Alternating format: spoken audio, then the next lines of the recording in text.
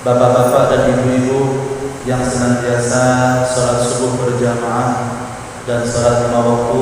Mudah-mudahan amal daripada kita semuanya nantinya akan kita petik nanti menjadi amalan yang sangat luar biasa di hari kiamat. Amin amin ya rabbal alamin. Bapak Ibu yang dimuliakan Allah Subhanahu wa taala, kembali kita di subuh yang ceria ini, sama-sama kita sharing ataupun mempelajari ataupun saling ingat mengingatkan bahwa pada saat ini kita sedang dihebohkan dan bahkan justru mewabah. Apa itu? Yaitu tentang judi online, perjudian jamaah salat subuh yang dimuliakan Allah Subhanahu wa taala. Di mana yang dahulu kita bisa menemukan orang-orang yang berjudi itu di tempat-tempat khusus, ya, di kasino ataupun tempat-tempat bordir, diskotik dan sebagainya. Namun sekarang ini jamaah dengan zaman yang sudah modern saat ini, perjudian tidak lagi harus datang ke tempat yang diinginkan, melainkan judi itu sudah masuk di rumah kita, bahkan di kamar kita, bahkan di meja kerja kita, bahkan sambil duduk pun kita bisa berjudi jamaah. Naudzubillah min dzalik. Ya. Bagaimana yang dulu orang memiliki waktu khusus untuk berjudi, ya. Tapi sekarang tanpa nunggu waktu, tinggal download aplikasinya, ya, top up, dan kita bisa taruh berapapun yang kita bisa inginkan. Dan ini sangat-sangat sangat-sangat ironis sekali, ya, sangat menyayangkan sekali kejadian seperti ini. Karena bukan hanya terjadi pada orang tua yang notabene sudah berkeluarga, tapi justru itu dilakukan, ya. Data menyebutkan, ya, yang saya baca dari berita di Indonesia ini, dari 100% itu 80%-nya itu adalah dialami oleh anak-anak yang berusia 25 ke bawah sampai 17 tahun. Sisanya itu orang tua. Bagaimana jemaah yang dimuliakan Allah Subhanahu wa taala? Anak-anak kita, ya, yang dia belum punya pondasi agama yang baik, sudah disuguhkan permainan-permainan yang menggiurkan, yang permainan-permainan itu justru akan merugikan. Ini kalau bahasa kita, tapi bahasa mereka, permainan-permainan yang menjerumuskan perjudian online itu justru sangat mengasyikkan, dan ini bisa mengakibatkan kecanduan, dan sudah terbukti jamaah yang dimuliakan Allah Subhanahu wa taala. Ya, nanti saya akan paparkan beberapa pendapat para ulama dulu dan data yang saya sampaikan, yang saya rangkum ini jamaah yang dimuliakan Allah Subhanahu wa taala. Jadi yang dulu tabu sekarang sudah terang-terangan, ya.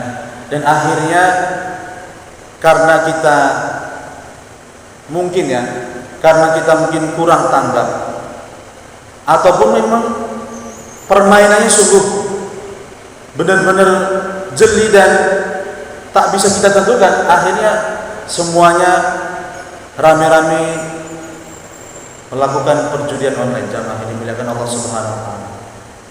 Ya. Maka untuk itu sama-sama kita ambil pelajaran bahwa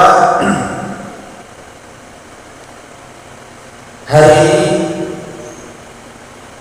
kita harus tegaskan kembali dan mengedukasi kembali bahwa Allah Subhanahu wa taala itu sudah melarang keras, ya. Sebagaimana yang saya sampaikan ayat di atas, bahwa surah Al-Maidah ayat 90 dan ayat 91 mengingatkan, ya ayyuhalladzina amanu innamal khamru, sesungguhnya minuman-minuman keras itu,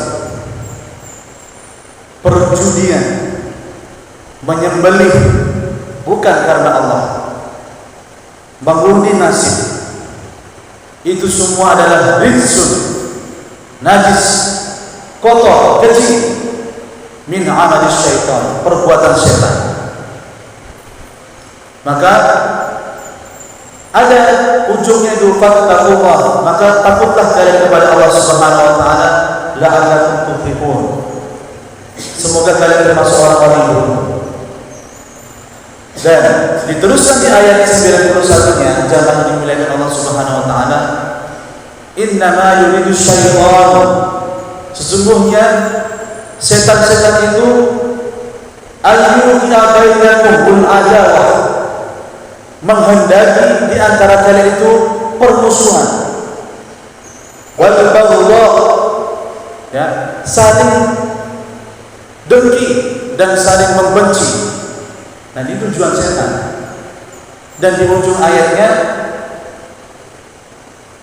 tujuan dari setan itu adalah memalingkan kita semua manusia untuk mengingat Allah Subhanahu wa taala. Jadi ini bukan hanya bapak-bapak saja yang mendengarkan. Insya Allah nanti saya share di media sosial bagaimana ini dakwah ini sampai ke mereka. Ada 3 poin yang bisa kita ambil dari ayat Al-Maidah ayat 90-91 ini, jangan ini milik Allah Subhanahu wa taala. Apa itu yang pertama? Menurut kitab Mafatihul Ghaib di juz 12 halaman 424, bahwa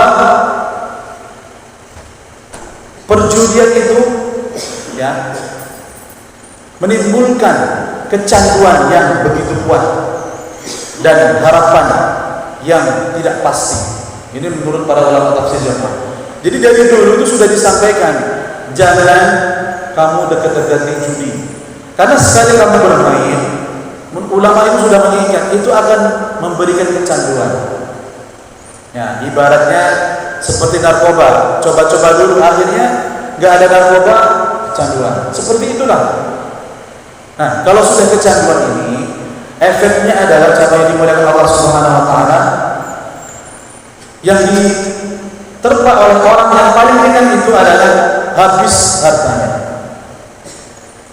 Nah, oh sekarang sudah bisa, nggak harus punya tabungan. Jamaah, saya sampaikan ya, orang judi dulu punya duit dulu baru berjudi. Sekarang nggak punya duit pun bisa berjudi. Apa itu? Dengan melakukan pinjol ataupun pinjaman online. Bahkan nomor kita sendiri di handphone kita ini, nomor pribadi kita ini, ketika sudah melebihi setahun kita simpan di handphone kita, itu sudah bisa menarik tunai untuk pinjaman online. Nauzubillah min dzalik. Dan ini kan gimana? Yang saya kutip dari Bareskrim Polda ataupun Kapolri di berita itu, memang perjalanan atau permainan seseorang judi online sekarang itu sudah makin ribet dan sulit untuk deteksi. Dan ujung-ujungnya tiba-tiba kalau sudah kecanduan, sudah mulai berhutang, dan semua saudara yang dimiliki mulai ditaruhkan, maka apa yang terjadi? Terjadilah kegoncangan di dalam rumah tangga. Apa yang terjadi? Ya, menurut pakar kesehatan, orang-orang yang berjudi itu, jamaah yang dimuliakan Allah Subhanahu wa taala, ini akan mengalami gangguan depresi yang begitu kuat. Nah, ini kalau kita tarik ke dalam rumah, ya, mudah emosi, lalu sering merenung, dan kadang-kadang meluapkan kekesalannya itu refleks, kadang langsung naik tensinya dengan mengekspresikan Dan kadang-kadang doa pada saat itu, dan terbukti saat ini jamaah yang dimuliakan Allah, untuk 3 bulan terakhir ini di kota Batamaja 75% ya yang sudah bundir melakukan mengakhiri hidupnya itu di jembatan 1, 2 dan sampai jembatan 6 itu, ternyata di data itu rata-rata orang 75% itu adalah orang yang punya tekanan keuangan. Artinya disebabkan salah satunya adalah perjudian online itu. Dan sisanya itu akibat itu tekanan ekonomi, faktor rumah tangga dan sebagainya. Dan ini sangat memilukan jamaah yang dimuliakan Allah Subhanahu wa taala. Dan ini kalau kita sama-sama dari kita yang sering belajar, sering kita membaca dan sering membentengi kita dengan sholat berjamaah, ayo dakwah itu bukan hanya sekedar di mimbar ataupun ceramah, tapi dari media sosial bisa, dari ngobrol pun, ngopi pun bisa sama jamaah yang dimuliakan Allah Subhanahu wa taala. Jadi edukasi tentang perjudian ini yang pertama yang ingin saya sampaikan adalah ayo dari kita orang tua ini kita kembali kita rangkul kembali anak-anak kita bahwa ini tidak patut dan ini enggak boleh kita lakukan. Karena apa? Karena ini adalah perbuatan dosa besar. Ya. Sehingga akibat yang diterima ataupun yang dialami oleh orang-orang perjudian ini sangat-sangat signifikan ataupun sangat-sangat besar dampaknya. Kalau bukan keluarga kita, siapa lagi jamaah? Ya, kita bisa lihat seorang istri membakar suaminya karena habis duit. Habis duit pembelanjaannya ataupun harusnya diberikan kepada istri habis buat untuk judi online. Bagaimana orang itu bisa melakukan perbuatan keji di saat-saat kondisi ekonomi saat ini? Maka mudah sekali orang membunuh, menghilangkan nyawa seseorang. Maka yang pertama yang saya sampaikan tadi jamaah, ayo kita belajar untuk mengedukasi kepada teman, lebih-lebih kepada anak-anak kita, ya. Cek kembali handphonenya apabila ada aplikasi-aplikasi tertentu yang membuat mereka itu ketagihan dan akhirnya bisa melakukan perjudian di mana-mana. Maka jamaah yang dimuliakan Allah Subhanahu wa taala, Sayyidina Ali pernah mengingatkan bahwa yang aku takutkan dalam hidup kita ini adalah 2. Yang pertama, saya takut memperturutkan hawa nafsu. Dan yang kedua, saya takut memiliki panjangnya angan-angan. Karena apa? Orang yang memperturutkan hawa nafsu itu akan memalingkan dirinya dari kebenaran. Ya. Memiliki hobi tertentu, tapi hobi itu tidak mengantarkan dekat dengan Allah, ini akan menjerumuskan dia akan berbelok dari kebenaran. Ya. Awalnya permainan itu sah-sah saja main game. Ya, download aplikasi boleh-boleh saja. Tapi karena kita memiliki nafsu yang kuat, akhirnya situlah mulai dari yang halal menjadi syubhat dan akhirnya menjadi haram karena kita terlalu memperturutkan hawa nafsu. Yang kedua, saya takut memiliki panjangnya angan-angan, memiliki tulal amal, memiliki tingginya harapan. Nah, ini dia nih, memiliki harapan bagus, tapi kalau panjangnya, tingginya angan-angan seseorang, ekspektasinya terlalu tinggi tanpa kita iringi dengan kerja keras, nah ini sama aja mimpi di siang bolong.